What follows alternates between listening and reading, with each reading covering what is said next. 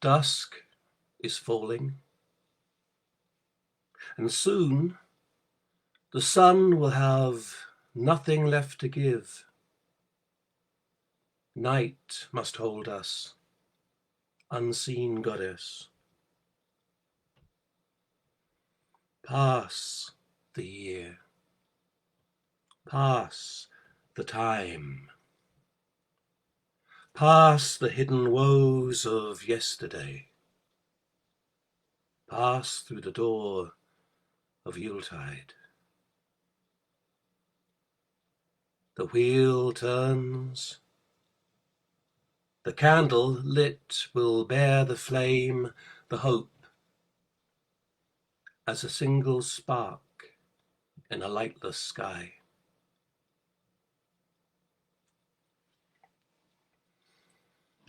And as sun fell tonight, I lit my own Yule candle, and I'll keep it burning through the night to remember the goddess of the sun sooner.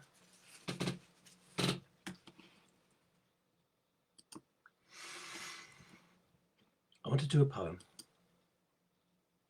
It's the longest of this evening, and I say longest, it is very long. And for me, it's fairly old. It was written back in 2003. It's called Mother's Song.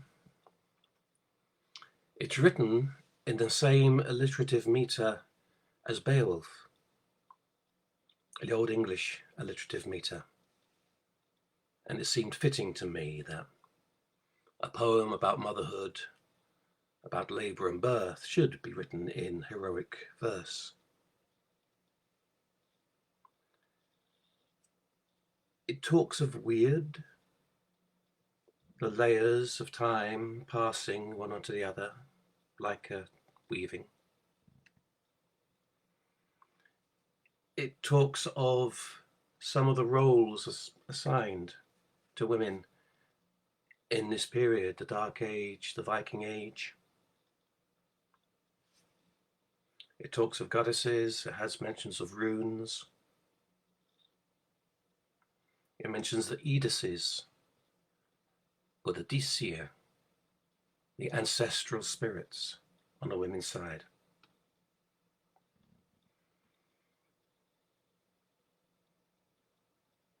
And it goes like this. Mother's Song. A thread stretches, strong and unbroken, through the web of weird. A winding length, drawn by the sisters through darkness of night, spun from its spool, spilling a rune from the wombs of women washed in blood, linking our lives to long dead kin. From mother to mother, through Mani's faring, through Alma and Edda, Embla's kin, through layers and lives, the line still carried from daughter to daughter. Dear are the Edises, held in our being as they held in their bellies the children of their children and their children beside. Mothers of ancient days, mighty in wisdom, cunning in counsel, come to your son. As ever the bairn, unwise to his heritage, bursts from your body, broadens his lung house to greet the mother. He grows into knowledge of folk and fathers, their fame and riches. So might Math make greeting to you, with woad and worthship, your worth to sing. Too long dishonoured, the daughters of Embla, in Christendom's fires, feared by their priests, we of the kindred kindle our torches, wives of wisdom, women of power, friends of the goddess, to greet your return.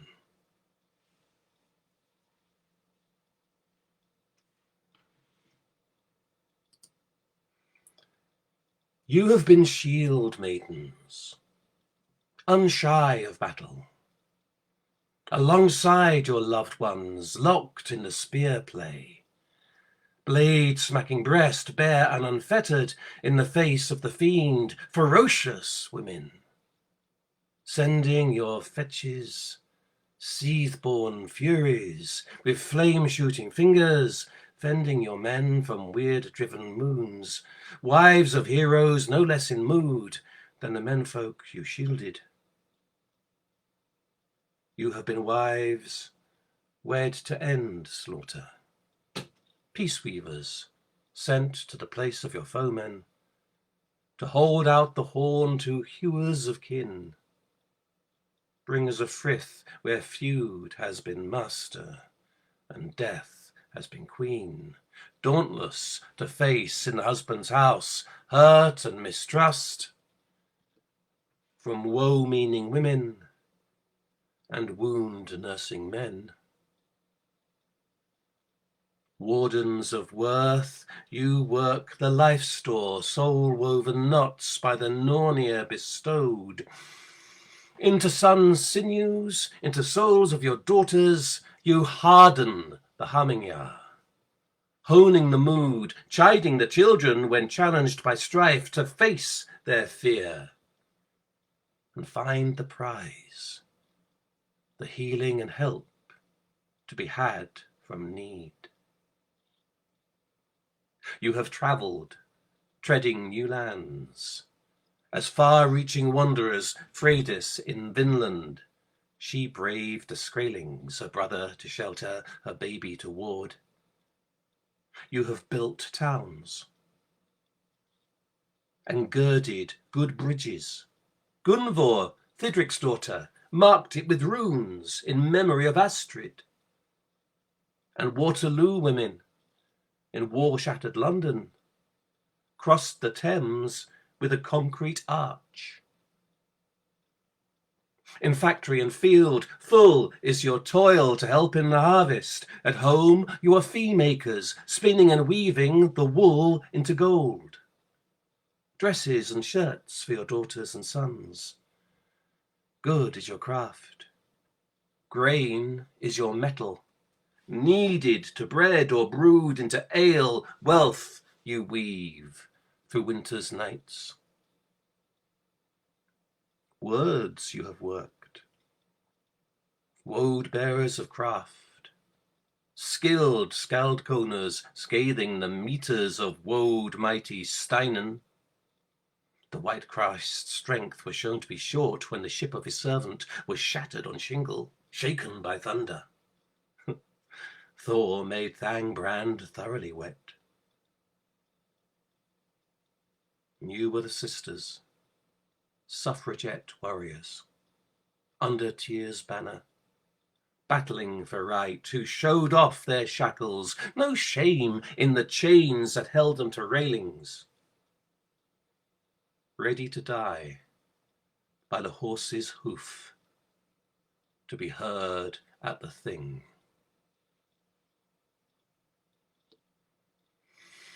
Hear you this song of this son of mothers, ash from the elm. Alvig the wise to Halfdan the old gave 18 sons, 9 in one night. Nurtured them all, she had the might of a mother in need. Edis is bright in the birthing time. Come to your kinder with kindly heart, bring her the might of mothers in need. A woman awaits, wife and mother, with horn of milk and honeyed bread givu engraved to gain your friendship. Bring for this bairn birth runes ruddy, loosen all knots, and lend to your daughter the might beyond measure of mothers in need.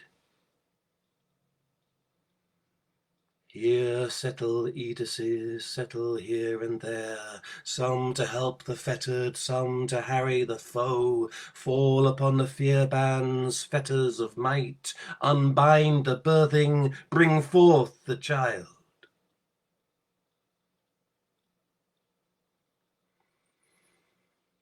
Blessed and bright are the bearers of children, the givers of life.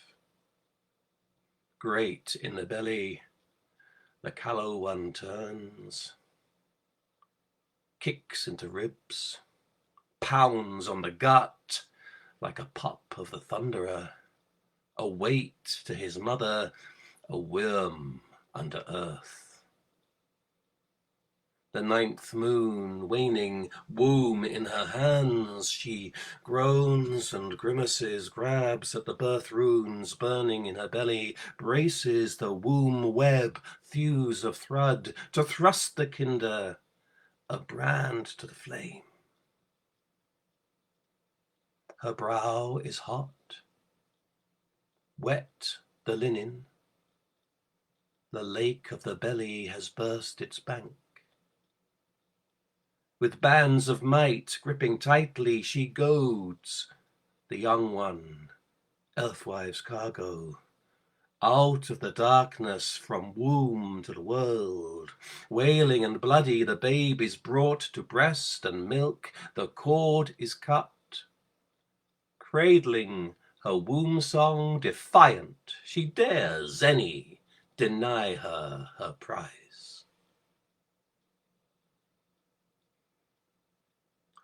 Hoar-headed Hulda, hostess of the unborn, has kept well the kinder. Her cavern is daunting in glacier guarded, gaunt is her welcome. Hard are the mile paths, murky and fog-bound, the Fulgia must fetch the frolicsome babe to lich into life. And loose is the orlog, till ninth night past and name bestowed. She has kept the stillborn, the stunted and weirdless. Born into better times, these bairns now will thrive.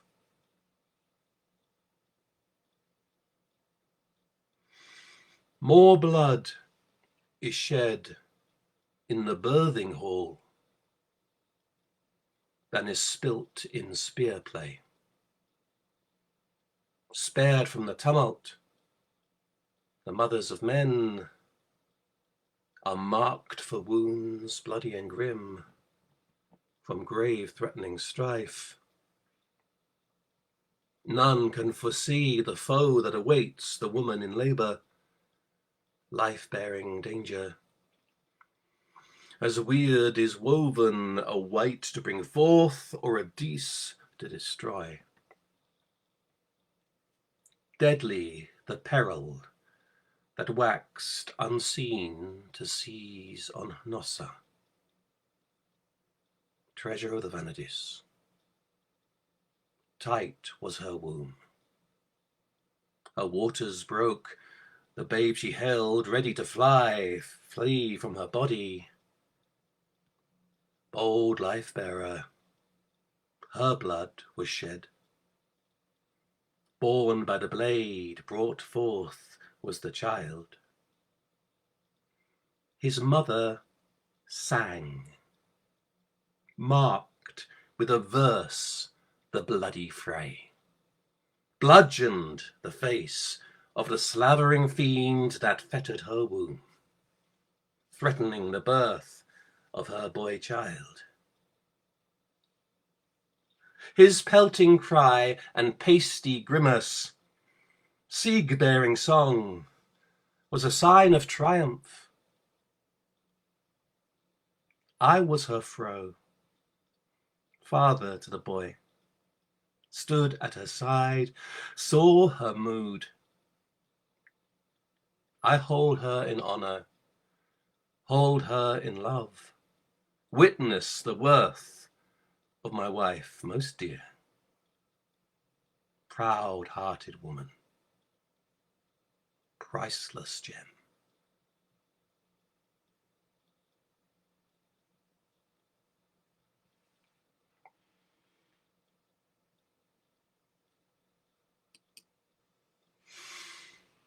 That was Mother's song.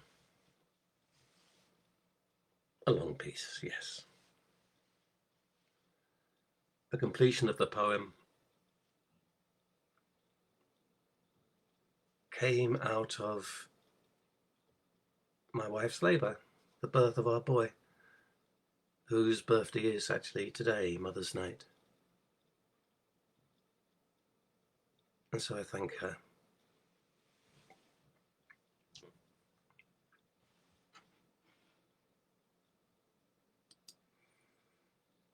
And within that poem was mentioned weird, the layering on day upon day, measures of time, to make this weaving of what is.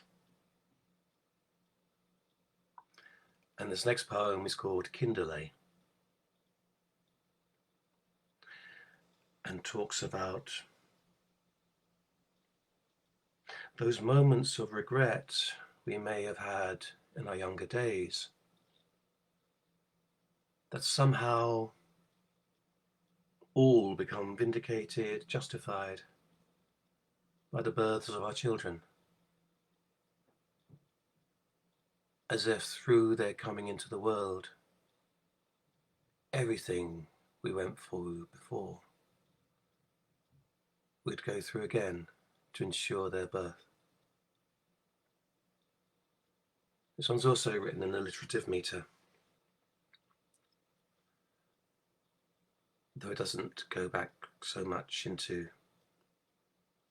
past times, ancient times. Again, it mentions weird. It mentions another of those sisters of fate were dandy. Kinderley. Children set our lives unchangeably into weird. Moments of the past that might have been regretted become needful steps towards the naming of the son, the blessing of the daughter. Dangers face down in a road are no longer former perils, but sit pleasant in the memory, the warp in the woven tapestry, the weft of necessity. Weird is what has turned, were dandy what is turning. From out the cloud, the unformed ounce of carded wool, the precious thread is spun by the drop spindle's pull, weighted by all that has become and what should follow. I strive for my son. You shine for your daughter. Each has been shaped by the moments we shared, though brief.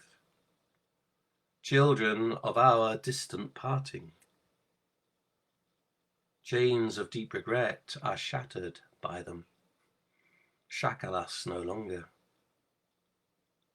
Every twist of time, of triumph or defeat, hankered after moments. High-speed blowouts that sent us veering vehicles beyond control and might have killed us, made us rather father and mother to those who might so easily otherwise never have been. So necessary now. Joy must be had in sorrow, if we would enjoy sorrow's fruit. For never was a bitter sowing had no blessing at the reaping. If not in the day, then with the dawn to follow. If not for the dead, then for all who did depend upon the lives now lost, upon layers underfoot, the bedrock of fathers and forbearing mothers. What must follow is unwritten, though it falls from what is writ. Our young children's sowing is yet to seed the furrow it may bring, kinder to the fire, kindness to the world, babes of their own, or beaming friendship to adopted kin, and unknown inheritance. You gaze at your girl, I gleam upon my boy, watch the spindle turning, the spring water welling, give thanks to the road, the route we have followed, gripping hard beneath to what has been, and is, and is, and always shall.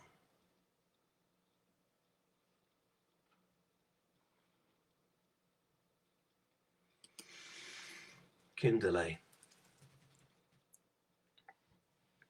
how are you out there? Like I'd say, I can't really tell who's there, just some moments. Bernie is here, thank you. And Michael, that's very pleasing. The video will be on the timeline later to watch again or listen to if you come in late, and at some point I'll put onto YouTube also. I've already mentioned two of the weird sisters, the Norns, Urd, weird, and Verdandi, and the third is Skuld, or should.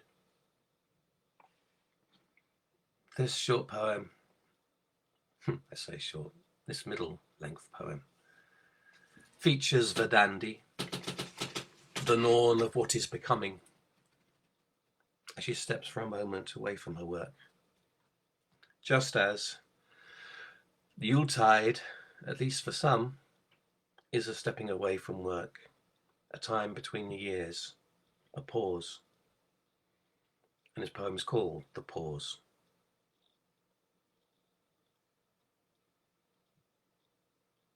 Verdandi pauses from her spinning, though the whirl keeps turning. She looks up at what has been made. Urd is busy binding the threads into skeins, passing them on to the weavers. Skuld is carding the wool, scowling. The tree looms up over them, blistered. Bark has been stripped in need of covering. Mud bubbles up from the pool. In this present moment, where undefined cloud of wool on the distaff becomes singular thread, she can see all the people in the peopled age bringing stuff into being, like they were bringing it in from a well, into the world, into the middle yard. Some out of elf home, some out of dwarf home, some out of Etin home. Some from the fire, some from the ice, some from the home of the dead. And as the gods of the wild were also bringing it through, so the people brought it through. And as the gods of the people were also bringing it through, so the people brought it through. All becoming self, life, life, self. All becoming, not knowing where it was all coming from. Urd is collecting the threads into skeins, all the wisdom of the scene, the completed. Skuld is reloading the distaff, scowling, whispering, all will become as it should. The whirl still spinning, the dandy returns to her work, the cloud of wool turning to singular thread in her hand.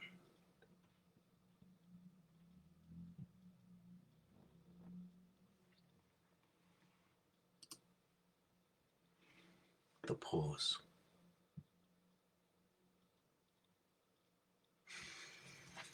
Now, in times before, I was able to include some work by friends of mine. Couldn't invite them here to read to you, but I'd ask if they would like me to read. And someone who sent me a couple of pieces is my very dear friend, Heather Moulson. I'm going to include a link to her website in the notes for this. Heather and I met on the poetry circuit in London, performing alongside each other. Her work's always been very dear to me, both humorous and full of reminiscence. Heather, like me, grew up in the 70s and 80s. A lot of shared things from our London childhoods, and she's been a great friend and a great constant support to me since we met, and I'm imminently grateful to her. And so I asked if she could send me a couple of pieces, and she did. One of them is seasonal and one of them not. The first one might be called perennial. And they always use a certain amount of humour, a certain amount of sarcasm. And this first is called Lost.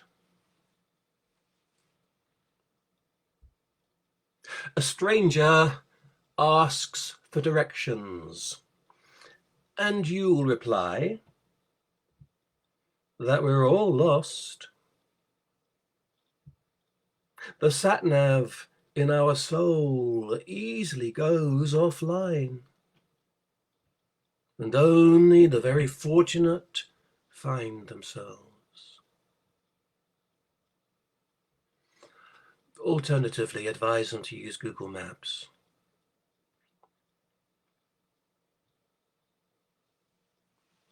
Lost.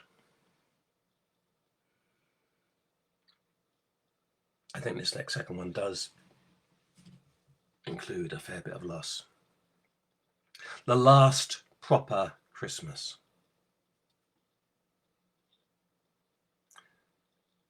The click of the powder compact.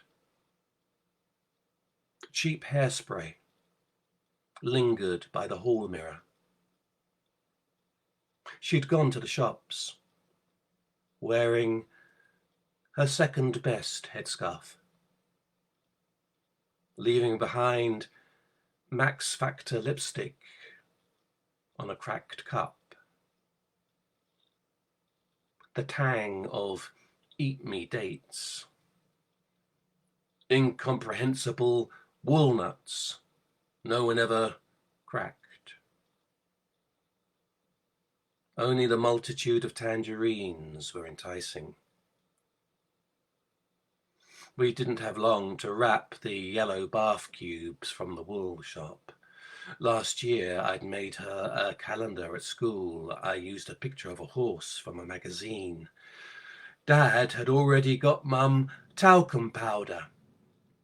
We knew it would end up on the bathroom shelf, unused and unloved, like the red Old Spice aftershave.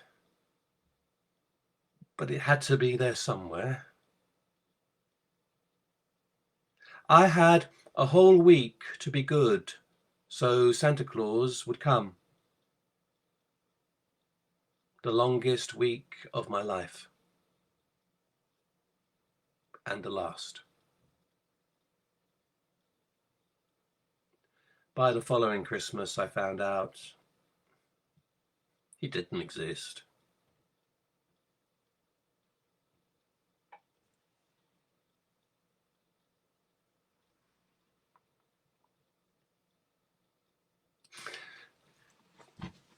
The Last Proper Christmas by Heather Moulson. As far as I know, Heather doesn't have anything published on paper.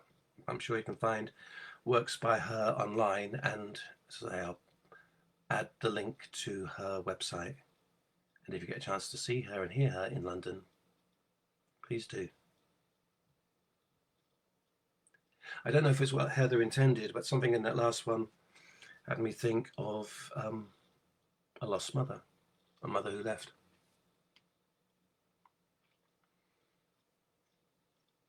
My own mother passed a few years ago.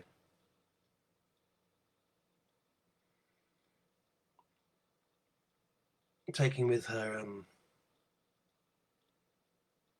sorrows that had been with her whole life, unresolved, too big perhaps for a single life.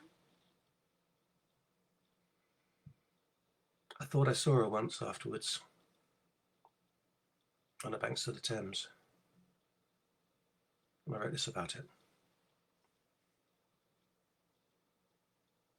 The river crossed. I saw my mother on the further side of a wide and slow-moving river, as if she had stepped just from a small boat, gone now. I saw her sister on her further side, a red jacket, and though she was there sooner, it was she on the arm, a younger sibling, glad that she'd come. It was a grand silence, as full as the room had always been, with that too big to see anti-epiphany. Not time enough,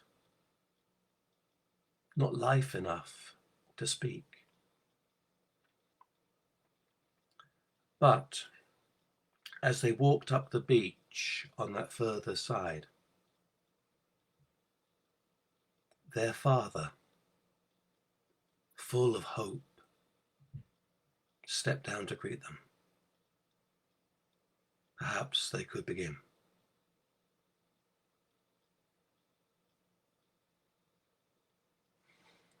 The river crossed.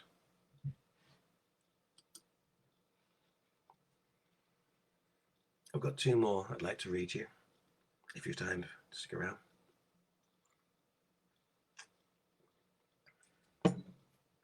Did I show you earlier my Yule candle lit? I'll keep that alight through this, one of the longest nights.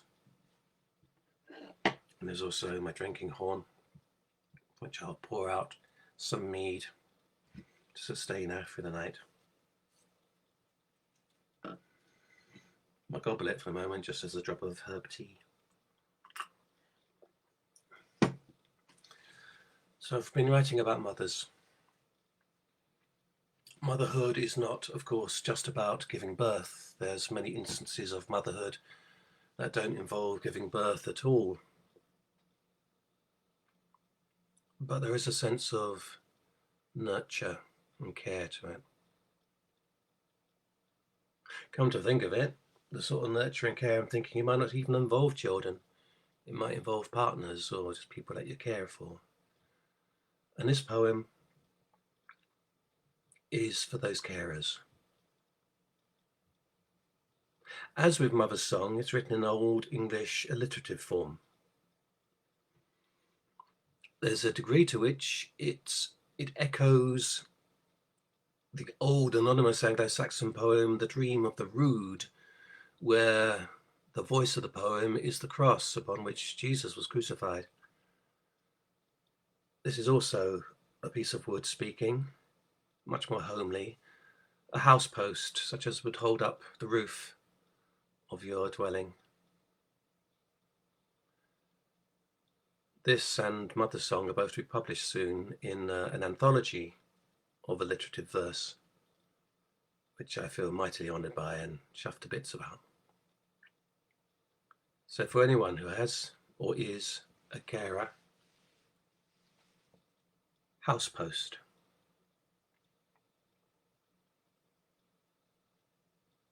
Second nature, now, this load, that once was weight of wealthy canopy, full in the forest,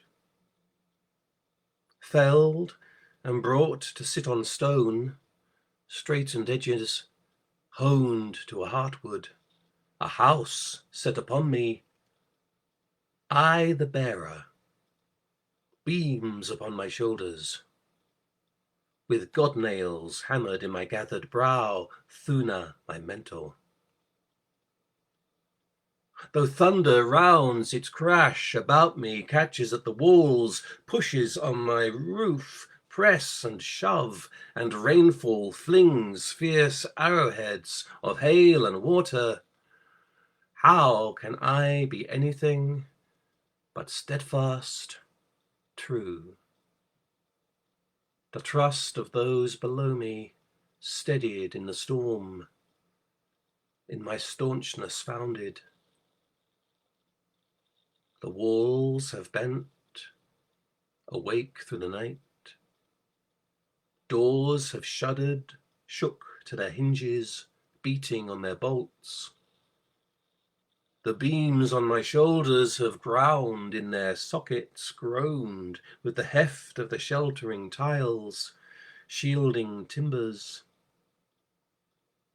But I am standing, strained, maybe, by the weight of the weather, warding like the thunder god the holiness of space, the hearth and benches, the loom and the weaving, the life new woken, kept in the warm.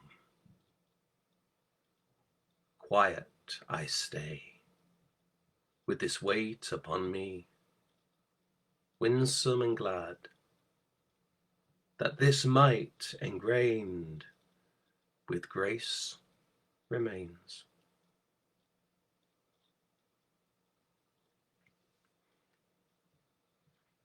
And on a day like today, also a toast and full support to the striking nurses, hoping they get the support that they so desperately need.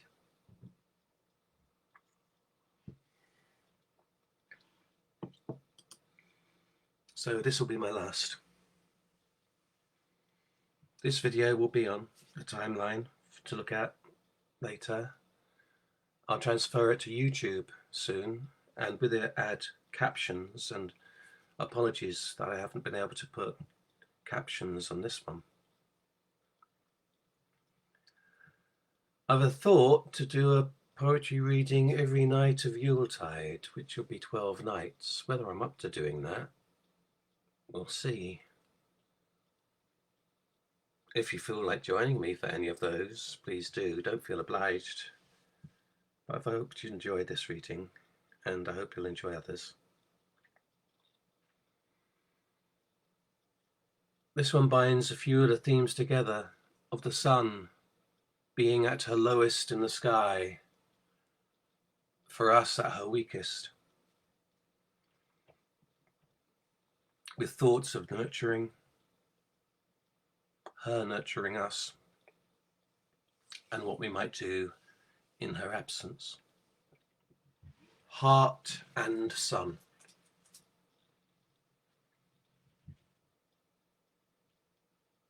I've never had to do as much as she has done. Quiet in the sun-lacking days, I've taken over nurturing, shone upon myself. Kindness, like sun rays. A candle lit across a longest night. She's so low in the sky, brings a tear to my eye. I can see her rousing now, arms stretched, going higher into heaven, over earth. Do I hear a horse's snicker, a rattle of reins? Snow will help her too, brightness of ice. And though we go without through the lantern long, self-nurture, kindness through the thin months, seeds upon the bird table. I'll do some of what she's done.